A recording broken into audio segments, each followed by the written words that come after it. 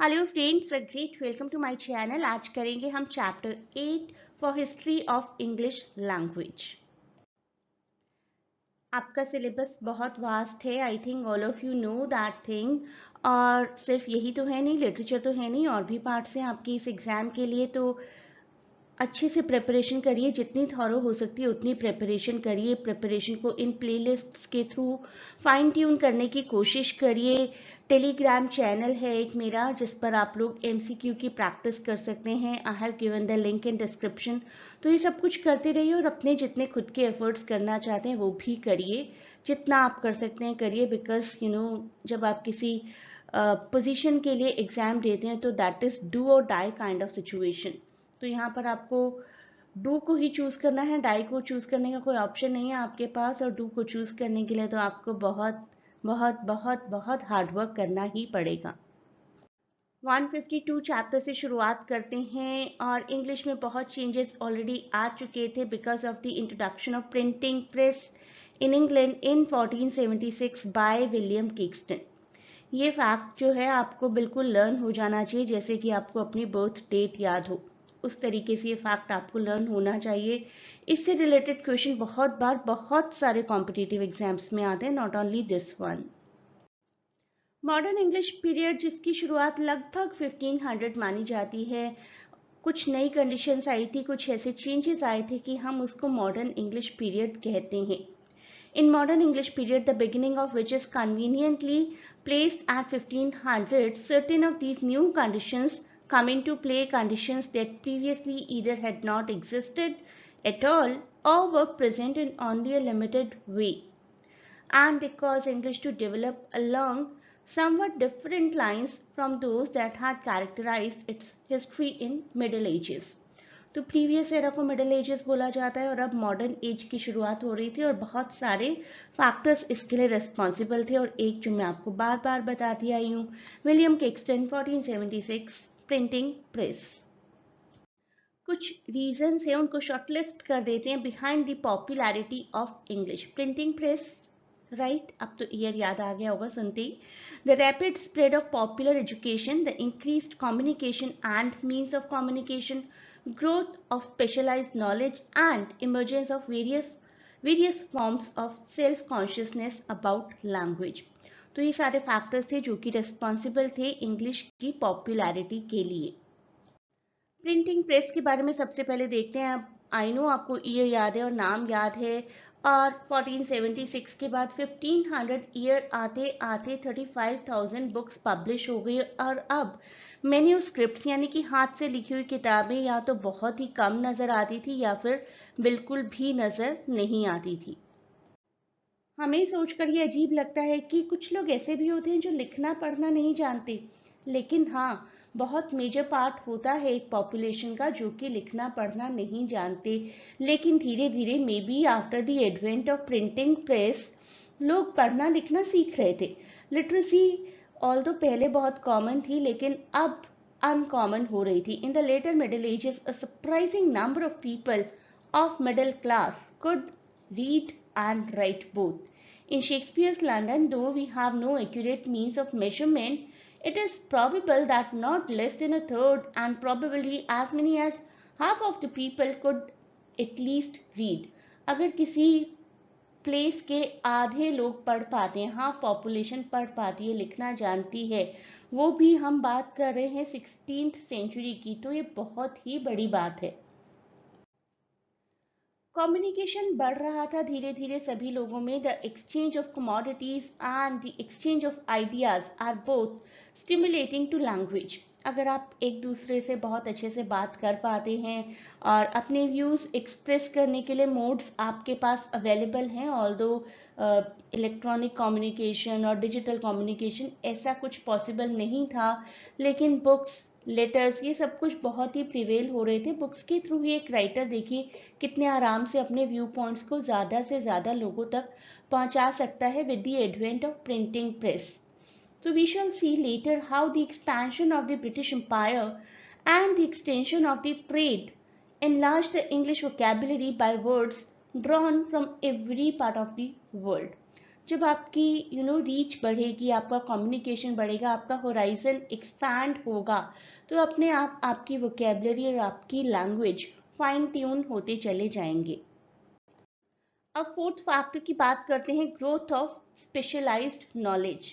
Fourth factor, the growth of specialised knowledge has been important not only because new knowledge often requires new vocabulary, but also because in the early centuries of the modern period, Latin became less and less the vehicle of the learned discourse. Latin धीरे धीरे गायब हो रही थी. Both trends accelerated strongly during the 17th century, as we shall see in the next chapter.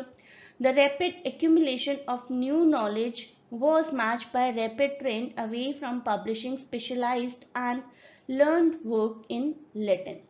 तो कुछ ऐसे लोग होते हैं ना, कुछ ऐसे राइटर्स होते हैं हमारे आसपास जो कि बहुत ही स्पेशलाइज्ड होते हैं एक लैंग्वेज में. तो किस लैंग्वेज से किस तरीके से नए वर्ड्स को अडॉप्ट करना है, लिखना है, प्रिवेल करना है, एक्सपैंड करना है, उसकी वजह से भी धीरे धीरे धीरे लोग नए तरीके से, नए लेवल से इंग्लिश लैंग्वेज को सीख रहे थे. और बाकी सभी लैंग्वेजेस के जो भी वर्ड्स इंग्लिश में एसिमुलेट किए जा रहे थे, जिनको बहुत ही ऑरिएट टर्म समझा जाता था वंस अपॉन अ टाइम, कि ये तो बहुत फैशनेबल वर्ड्स हैं और ज़्यादा पढ़े लिखे लोगों को नहीं, बहुत ही ज़्यादा पढ़े लिखे लोगों को ये टर्म्स से कुछ लेना देना, हमें क्या करना है.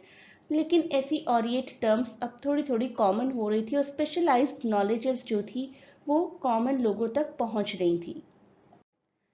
नेक्स्ट फैक्टर जो कि सदियों से इंपॉर्टेंट रहा है, सेल्फ कॉन्शियसनेस. जब तक कोई इंसान अंदर से जागृत नहीं होगा ना कि I need to learn this thing, right, be it anything, be it any passion, learning some new language, or taking up some project or doing any job or anything, उसके लिए एक सेल्फ कॉन्शियसनेस होना बहुत ही ज़रूरी है. जितने मर्जी resources हों किसी के पास किसी लैंग्वेज को सीखने के लिए, जब तक अंदर से आवाज़ नहीं आएगी ना कि मुझे ये लैंग्वेज सीखनी है, तब तक कुछ नहीं हो सकता. तो finally there is the factor which we have referred to as self-consciousness about language. This has two aspects, one individual, one public. At the individual level, we may observe a phenomenon that has become intensely important in modern times. As people lift themselves into a different economic or intellectual or social level, they are likely to make an effort to adopt the standards of the grammar and pronunciation of the people with whom they have identified. Right, हम अपनी improvement क्यों करते हैं? क्योंकि हम देखते हैं कि बाकी सब लोग प्रोग्रेस करें इस लैंग्वेज को यूज़ करके और एक सोशल एनहांसमेंट मिलता है, उस वजह से हम सब कुछ सीखना चाहते हैं. इंडिविजुअल लेवल पर, at the public level, a similar self consciousness has driven issue of language policy over the past 4 centuries, long before language policy acquired its modern meaning. तो एक तो हो गया इंडिविजुअल लेवल की मुझे लैंग्वेज सीखनी है क्योंकि बाकी सबको आती है और उनका एनहांसमेंट हुआ है. और एक public level, when you understand कि इस लैंग्वेज को सीखने से ही आपकी करियर लेवल पर ग्रोथ हो सकती है और गवर्नमेंट के भी बहुत सारे एफर्ट्स हैं आपको उस लैंग्वेज को सिखाने के लिए, एक लैंग्वेज को स्टैंडर्डाइज बनाने के लिए. लैंग्वेज स्टैंडर्डाइजेशन भी एक अलग गवर्नमेंट प्रोसेस होता है जिसमें लैंग्वेज के डिफरेंट फॉर्मेट्स और डिफरेंट फीचर्स और डिफरेंट वोकैबुलरी और स्पेलिंग्स को फिक्स किया जाता है, राइट. तो पब्लिक लेवल पर भी लैंग्वेज हमें सिखाने की पूरी कोशिश की जाती है. हम सीखते हैं नहीं, दैट इज और इंडिविजुअल एफर्ट. अब ग्रामर और वोकैबुलरी पर हर चीज का इम्पैक्ट आना ऑब्वियस था. It is obvious that the printing press, the reading habit, the advances of learning and science, and all forms of communication are favorable to the spread of ideas and stimulating to the growth of vocabulary. While these same agencies, together with social consciousness, as we have described it, work actively toward the promotion and maintenance of a standard. मैंने आपको अभी बताया था कि कुछ government efforts भी होते हैं लैंग्वेज को स्टैंडर्डाइज करने के लिए, लेकिन बहुत सारे यही factors, printing press and all that, इनकी वजह से भी हम लोग प्रोवोक हुए होंगे दैट पॉइंट ऑफ टाइम, जितने भी ह्यूमंस थे, कि हमें ये लैंग्वेज सीखनी चाहिए, specially in grammar and usage. They operate both singly and in combination. Education, for example, exerts its influence not only through formal instruction in language, grammar, spelling, pronunciation, etc., but also by making possible something more important, the unconscious absorption of a more or less standard English through books, magazines, and newspaper. तो language अब सिर्फ normal communication का means नहीं रह गई थी, normal communication के लिए नहीं यूज़ की जाती थी, उसके लिए तो की ही जाती थी, लेकिन एकेडमिक में जब कोई लैंग्वेज एंटर कर जाएगी तो उसके बाद वो लैंग्वेज अपने आप में बहुत ही स्टैंडर्ड लैंग्वेज हो जाएगी, और जब उसमें books, magazines, newspapers, literature publish होगा तो लैंग्वेज अपने आप धीरे धीरे एक स्टैंडर्ड फॉर्म अडॉप्ट कर लेती है। लेकिन कोई भी पाथ कभी स्मूथ नहीं होता बिल्कुल भी। जितना हम एक्सपेक्ट करते हैं ना कि ठीक है इंग्लिश लैंग्वेज प्रिवेल हो रही थी तो हो गई होगी, लेकिन ऐसा नहीं हुआ होगा। बहुत सारी ट्रबल्स आई होंगी धीरे धीरे। उन ट्रबल्स में से 3 ट्रबल्स की बात करते हैं हम अभी। Recognition in the fields where Latin had for centuries been supreme. अब लैटिन एक सुप्रीम लैंग्वेज थी और बहुत सारे फील्ड्स ऐसे थे जहाँ पर कि लैटिन लैंग्वेज को यूज़ किया जाता था, तो इट वॉज नॉट ईजी कि एकदम से लैंग्वेज को रिप्लेस कर दिया जाए। Next, establishment of a more uniform orthography. Orthography is the way to write and everything, all the rules and regulations of a grammar. एक यूनिफॉर्मिटी लाना बहुत ज़रूरी था। बहुत बार ऐसा होता था कि सदर्न एरियाज में अलग लैंग्वेज यूज़ की जा रही है, ईस्टर्न में अलग, नॉर्दर्न में अलग, वेस्ट एरियाज में अलग तरीके से बोला जा रहा है, लिखा जा रहा है। सबको यूनिफॉर्म बनाना एक बड़ा चैलेंज रहा होगा। The enrichment of the vocabulary so that it would be adequate to meet the demands that would be made upon it in its wider use. Language अब सब लोग इस्तेमाल करें धीरे धीरे, ना सिर्फ बोलने में बल्कि लिखने में भी, पढ़ने में भी, तो ऐसी वोकेबलरी का होना बहुत ज़रूरी था जो कि हर तरीके के कम्युनिकेशन को पॉसिबल बना दे। तो इन सारी प्रॉब्लम्स को कंसिडर किया गया in England of renaissance. Renaissance period की जब हम बात करते हैं तो रेनेसांस का मतलब होता है पुनर्जागरण, राइट? एक पुनर्जन्म, पुनर्जागरण। लैंग्वेज एक तरीके से रिवाइव हो रही थी, लैंग्वेज को एक नई शेप मिल रही थी, तो that is why we call this the period of renaissance. लेकिन सिर्फ लैंग्वेज नहीं, और भी बहुत सारे फील्ड्स जो थे वो बहुत एक्सप्लोर हो रहे थे, और एक तरीके से मॉडर्नाइजेशन आ रहा था सोसाइटी में धीरे धीरे। और ये एक ऐसा पीरियड था जब बहुत ज़्यादा इन्वेंशंस होनी और साइंटिफिक डिस्कवरीज होनी शुरू हो गई थी, इसीलिए इस पीरियड को रेनेसांस पीरियड बोला जाता है। So let us read this line again. Each of these problems received extensive consideration in the England of Renaissance, but it is interesting to note that they were likewise being discussed in much the same way in France and Italy. Italy actually माना जाता है जहाँ पर कि renaissance सबसे पहले आया था, and to some extent in Germany and Spain. Italy had the additional task of deciding upon the basis of its literary dialect, a matter that in France and England had been largely taken care of by the ascendancy of Paris and London. Paris और London बहुत metropolitan cities already बन गई थी, तो France और England को तो कोई प्रॉब्लम नहीं आई कि हमें अब किसको स्टैंडर्ड बनाना है। अपना मेट्रोपॉलिटन सिटी में जो डायलेक्ट, जो स्पेलिंग, जो ग्रामर, जो ऑर्थोग्राफी प्रिवेल करती है उसी को हमें स्टैंडर्ड बनाना है। लेकिन इटली के सामने ये काफ़ी ट्रबल थी। एक जो स्ट्रगल का पॉइंट था दैट वाज रिकॉग्निशन, क्योंकि ग्रीस और रोम की सिविलाइजेशंस ऑलरेडी वर्शिपेबल सिविलाइजेशंस मानी जाती थी। जितनी भी पोइट्री, ऑरेटरी, फिलोसफी थी वो लैटिन और ग्रीक में हुआ करती थी। लैटिन और ग्रीक बहुत ही हाई प्रोफाइल लैंग्वेजेस मानी जाती थी, और उसके सामने इंग्लिश एक नई लैंग्वेज उभर कर सामने आई थी। तो इंग्लिश के लिए अपनी पहचान बनाना was not that easy. In 1595, Richard Carew wrote a discourse on the excellency of English tongue, and about 1583, Sir Philip Sidney could say, "But for the uttering sweetly and properly the conceit of the mind, which is the end of speech, that English hath it equally with any other tongue in the world." तो कहने का मतलब यही है कि जो sweetness बाकी सभी लैंग्वेजेस में है वही स्वीटनेस इंग्लिश लैंग्वेज में भी है। ये कहा था फिलिप सिडनी ने, और रिचर्ड कैरू ने भी इस लैंग्वेज को सपोर्ट किया था, जो कि एक ब्रिटिश ट्रांसलेटर थे। अब आपको 2 पॉइंट्स याद रखने हैं, फिलिप सिडनी की ये कोट और excellency of English tongue written by Richard Carew defending English. Orthography की ट्रबल अब देख लेते हैं। किसी लैंग्वेज के सारे फीचर्स, उसको किस तरीके से लिखा जाता है, प्रेजेंट किया जाता है, that is what orthography is.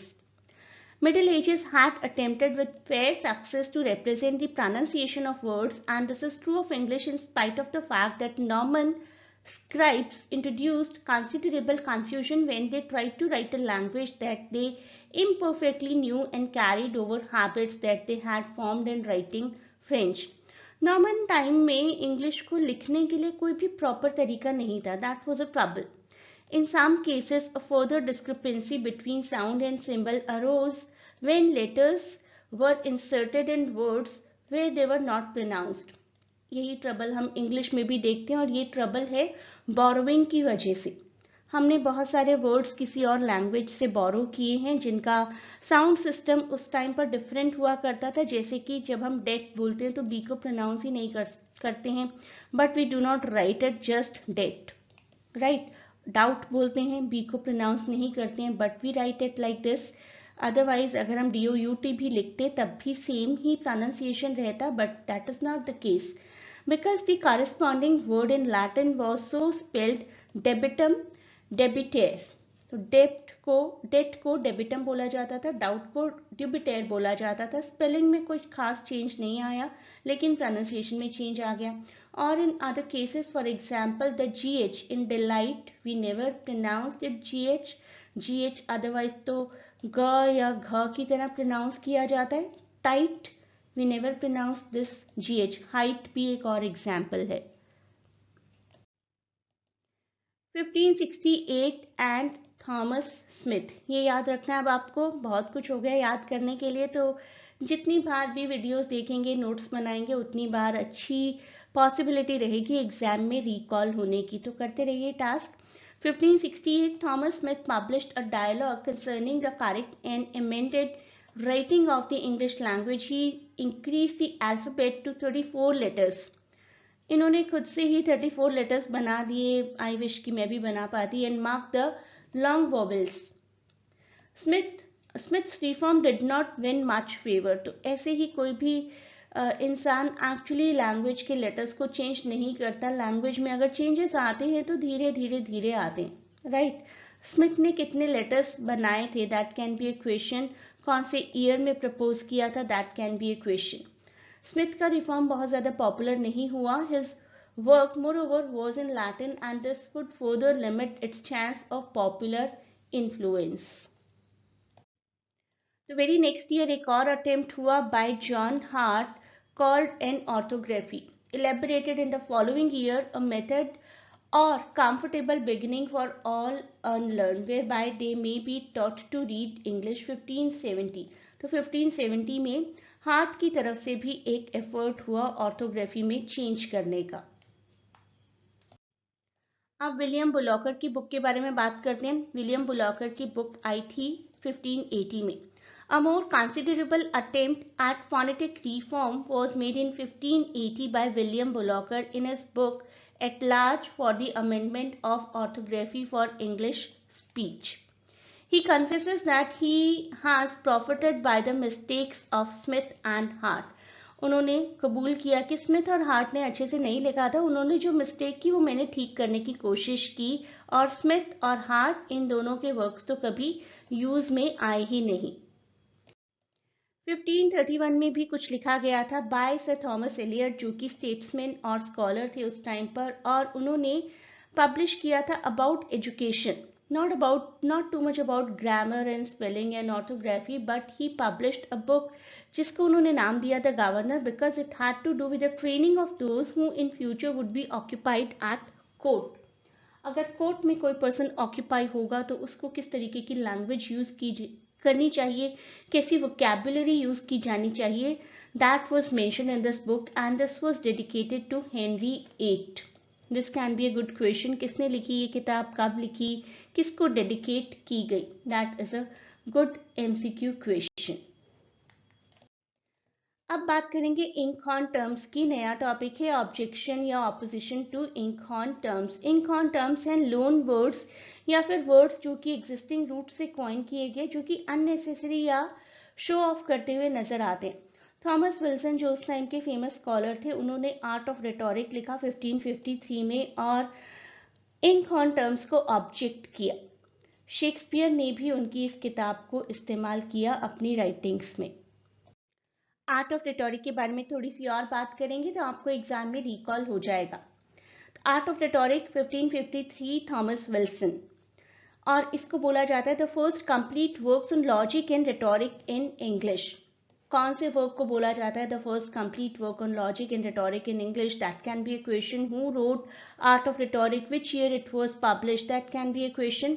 Art of rhetoric से रिलेटेड में भी आपको किसी भी तरीके का क्वेश्चन आ जाए एग्जाम्स में, काफी इंपॉर्टेंट है। Art of rhetoric gives Wilson a place among the earliest exponents of English style, and he opposed pedantry of phrase, कि बहुत ओवर डेकोरेट करना किसी फ्रेज को ठीक नहीं है, and above all the revival of uncouth medieval forms of speech and encouraged a simpler manner of prose writing than was generally appreciated in the middle of 16th century. He also opposed ink on terms, borrowing in coinage from Greek and Latin. The strongest objection to the new words, however, was on the score of their obscurity. कि words पुराने हो चुके हैं, out of fashion हो चुके हैं, अब क्यों यूज किया जा रहा है? The great exponent Thomas Wilson, Art of Rhetoric 1553. बहुत से ऐसे राइटर्स थे जिन्होंने इंक ऑन टर्म्स का मजाक उड़ाया, सिडनी, पिटनम, ग्रीन एंड हॉल। तो एटीट्यूड लोगों का भी डिफर करता था, कुछ लोग फेवर में थे इंक ऑन टर्म्स के और कुछ लोग नहीं थे during the Elizabethan time period. Borrowing को डिफेंस भी किया गया। There were many more who in precept और practice approve of the judicious importation. Import किया जाए वर्ड्स को, लेकिन ठीक तरीके से। ड्राइडन ने क्या लिखा देखते हैं। I trade both with the living and the dead for the enrichment of our native tongue.